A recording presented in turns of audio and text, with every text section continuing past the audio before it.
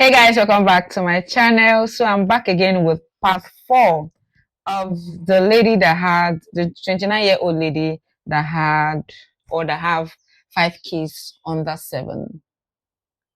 5 kids under 7. And I think there's a probability of it even being 6. She came to the internet to share her mess. And the internet people do what they do best. So this is the part 4. So that means there's part 1, 2, 3. So you can watch it. Well, of course, you can watch this one too. You don't have to start from part 1. So I'm just bringing opinions of people so that we'll learn. And the essence why I'm bringing videos like this here is for us to learn.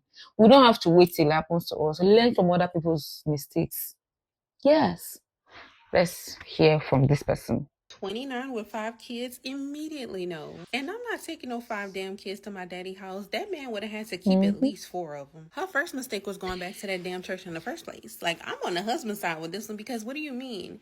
You go to an apostolic church where they don't believe in things that'll prevent pregnancy. And when you got pregnant with your second child, you was like, hold on now. Hold on, that's too much. But you proceed to go to said church and still believe in those things and continue to have more babies because the church said that you need to be fruitful and multiply even though that's not something you really wanted. And now you at your daddy house, not the church house. When I hear people say the church said, ah, ah, ah, I'm a Christian, like I'm a very strong Bible believing Christian. But when I hear people say, oh, my pastor said, my church said, that's you telling me you don't read your Bible. And I know that you're making a lot of mistakes because you do not read your Bible for yourself. That means you are not hearing God for yourself. You are depending on the third person to hear on your behalf. People like that, when you watch their life, they make lots of mistakes because everything that pastor says, they go by it. Whether it's something they like, so long as pastor have said so, they go by it.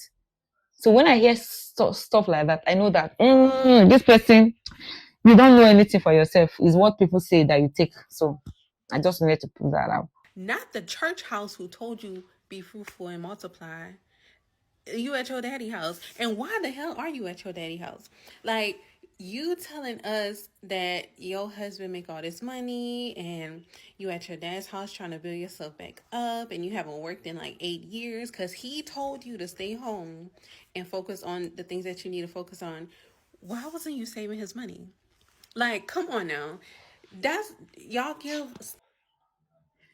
Guys, you see the reason why I said that we're going to be getting perspective that, and I love this. This has been in my head. I don't know why it skipped my mind. I've not said it so far. Your husband has money, and you are still at home mom. Yet you don't have savings enough to rent the kind of house you want. I will never understand that. I will never understand women that are that delusional. There are a lot of women that stay at home moms, but if you see their bank account, it's breathing. It is breathing. They can do anything they want. Guys, let's just continue. Stay-at-home wives and moms a bad rep. Why Yes. weren't you saving his money? You're supposed to save money. First of all, have your own income coming in, however you do it. If you babysit, tutor, however you make your little change, save that. Put it in a high yield savings account, invest it, whatever, however you choose to do it. But whenever that man is supposed to be taking care of you, not just giving you money to go to the grocery store, not just giving you money to do something for the kids. He's supposed to give you money, and you're supposed to save that money. So yeah, the whole story is a big ass no for me. We all got all of our fingers up. No. Put a finger down if you're 29 with 5 kids under the age of 7 and your husband told you he wants to get a divorce because you want to continue going to your family church he doesn't like, but he wants you to stay in the house for the sake of the kids and says he'll eventually start seeing other people. So he takes back the Benz that he bought you and buys you a less expensive car, and you take you and your 5 kids to go live with your dad. And now you share a room with your 5 kids trying to get your life back together because you haven't worked in 8 years because your husband told you to focus on you, your kids, and school. So now you got to learn how to be a single mom all while your kid's dad is gaslighting you, making you feel bad for leaving the house because he says you should have stayed and saved up even though he's going to be out doing what he wants to do. Don't believe a thing women like this say. This woman came up on TikTok to give us a sub story about how her husband maltreated her. Everybody that saw her video was enraged. A lot of people in the comments took her side, insulted the husband, called him all sorts of names. And the men in the comment were asking her, why didn't you just leave the kids behind? You don't have the resources to take care of 5 children. And they are all pretty young. They need like a daycare or something. The women were asking, why do you have 5 children back to back at such a young age? I could have reacted to that initial video. I saw it as soon as she posted it. I think within like 2 hours after she posted it. I saw the video. But something within me said, hold on a bit. There's too many holes in her story. It's a 45 seconds video, but a lot of things was wrong with it. So I laid back, chilling, waiting for her follow-up videos, and it took a shocking turn. She spent a lot of time and energy defending her husband in the comments.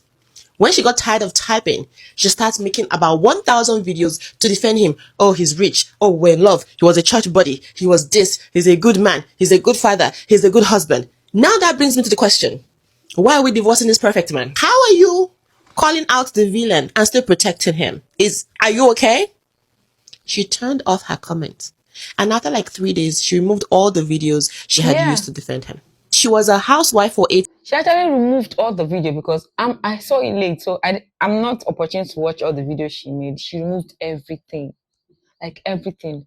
Why is she removing everything? Why? That's the question that we need to ask ourselves. Years and she didn't work. But her husband is rich, yet she moved out with nothing. So how are the kids going to be taken care of? Every single part of her story didn't make sense.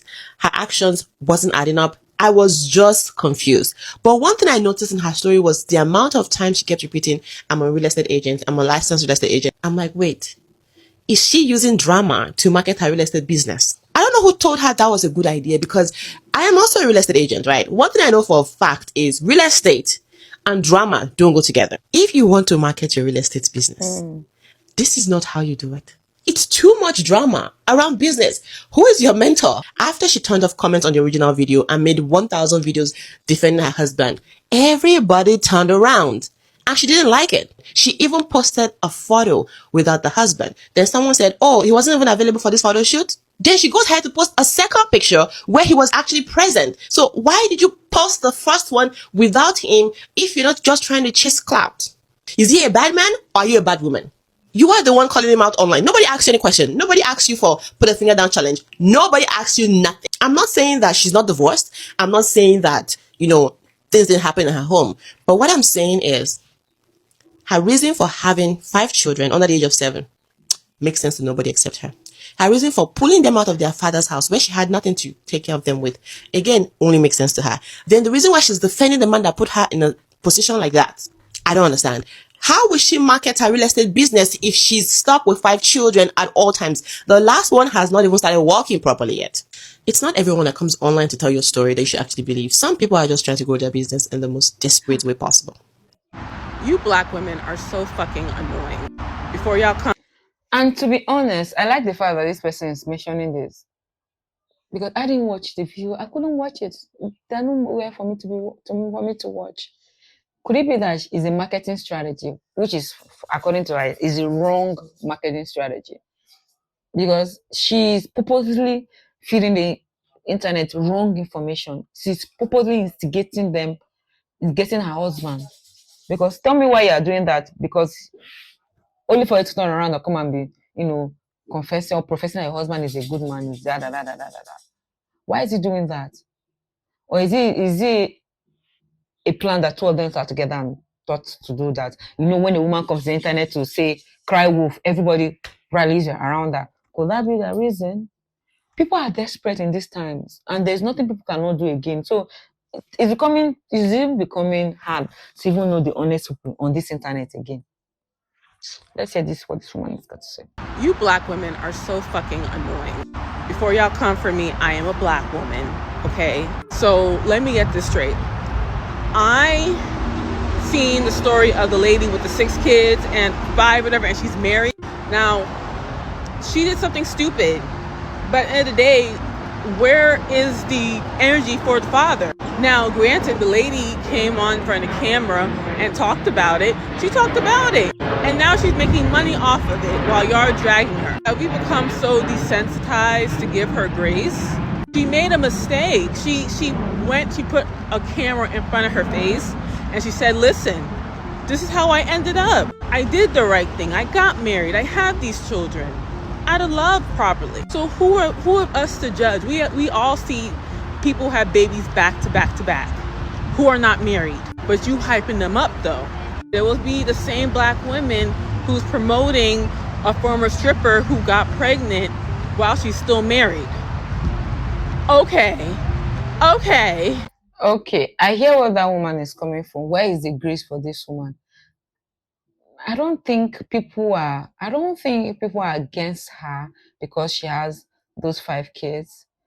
What people are angry about is you were having those kids without any plans. And again, I know where the stripper she's using as example. I don't think you can even use her as example, even though what she did is wrong. That one has the resources to take care of her children. You cannot even that's even a bad example in my own opinion. You cannot even compare the two. The reason why people are angry, because she's coming on the internet to complain that, she's living in one room with her 5 children. That's the anger that people have. How can you be living a man and you don't even have any means to take care of those children? So that's where people are coming from. And that's why they're against her. How can you be giving birth to this number of children knowing the fact that you cannot take care of them? She brought her mess to the internet, and that's where people are coming on from, which is very understandable. Because I know that, and I keep saying that our mothers give birth to more children than what she did. But of course, the fathers were taking care of them. I don't know if you guys get my point. So yeah, of course, we need to give grace to people. But she came to the internet to put a finger down. She brought the mess to the internet. So what do you expect from people for them to applaud her and let her know that what she's doing is right? Come on, guys. We need to hold ourselves accountable as well. I don't think people are not condemning. They're condemning her actions. Even I'm condemning the actions, not what she did. Not she as a person, rather. Nobody's condemning about condemning the action. So that tomorrow somebody else will not run to the internet and come and putting her mess on the internet, knowing the fact that she's not up to taking or doing the right thing. And I like the fact that even men are telling her, why don't you leave the children with their father and go on and do something for yourself? If you say you don't want to abide by the rules in your household, you don't want to leave the church your husband is saying you should not go to. And what do you guys even think about that? And see, these are the kind of questions we need to be asking ourselves before we get married. What church, if for people that are Christians, what church are we going to be attending? And what is the rules of this household? What should be guiding us as a household? These are things that you need to agree on before you get married. And what I see that people tend to do most times is they get married before they now start sitting together to have a talk that they should have had before getting married. Why do we do that to ourselves? That's the essence of cutting a relationship. We sit down, we ask ourselves hard questions. We get to know if this kind of thing comes up, how are we going to resolve it as a family? Those are things that we need to be discussing before getting married. Yes. And that's why premarital counseling comes in. Even though people will be saying, how should I be going to counseling when we don't have a problem yet? That is why it's called premarital. It will expose you, the two of it will expose you, the way you are thinking or the way you think if such situation comes up. And it will force you guys to find the solution. So that when it presents itself, you're already equipped to handle it. So your conflict resolution is already ripe. Before it comes, you know what to do. I even know how to prevent it from happening. Somebody like me, I'm looking forward to premarital counseling. Yes. Just in case if there are some errors that I did not see, it will avail me to see it and make the right decisions. So that I'll not be part of the people running to people coming crying for help. No, no, I don't want such. See you in the next video. A lot of video on this are still coming up. Let me tell you about my Afro-inspired peers, Afrocentric peers. So yeah, it's a new business of mine because when I wear design clothes and wear, people always ask me, "Oh, where did you buy it from?" So why don't I start selling it? It's always been a long dream of mine. So this patch on this This patch you're seeing here, we call it adire in my country, Nigeria. So everything from my shop will be shipped from Nigeria, done, handmade. Everything is handmade. Even this earring is handmade. This patches, you can see it's different adire patches. They're all different adire patches on the outfit. So when you go on my website, you see different colors. But for now, I have the two pictures you see on my website. Just this and the white and blue stripe. But we also have it in red stripe. We have it in black and white stripe. We also have it, just go on the site, but on the website. But the pictures are not on the website. All those other ones I've mentioned, but just know they're available in case if you want it in blue, you want it in black, you want it in red. We got you. It's on the website. Kindly support this growing business of mine. These are handmade. Production takes 14 days. After 14 days, it will be shipped. If you're in US, UK, Canada, other African countries, it will be shipped to you after 14 days of production. And within 14 days again, you should be expecting yours. Those in my country, Nigeria, 2 to 5 days, you get yours.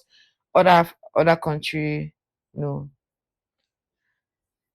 within 14 days you get yours, and it depends on the courier. You guys know that one is not in my hands. But yeah, thank you for those of you that will be supporting my business. Looking forward to doing business with you. And for those that want to order in bulk, you want to sell wherever you are, take the email in the description and send your order in that email, via the email, so that it will be attended to you. I will also leave my number strictly for those that want to make bulk purchase. Use the number in the description so that you chat me direct on WhatsApp. We'll do business with you. No matter the number you want, we'll have it done for you. If you want in a Akara design, adire, just two-piece adire, bubu adire, trouser pants adire, anyone you want. If you want it in bulk, we'll have you. We can even customize for you. Yes, if you have your design, you want us to customize in a direct design for you, we'll do that also. Because African designs need to be seen worldwide. Hence why I'm doing what I'm doing. Looking forward to doing business with you guys. Bye.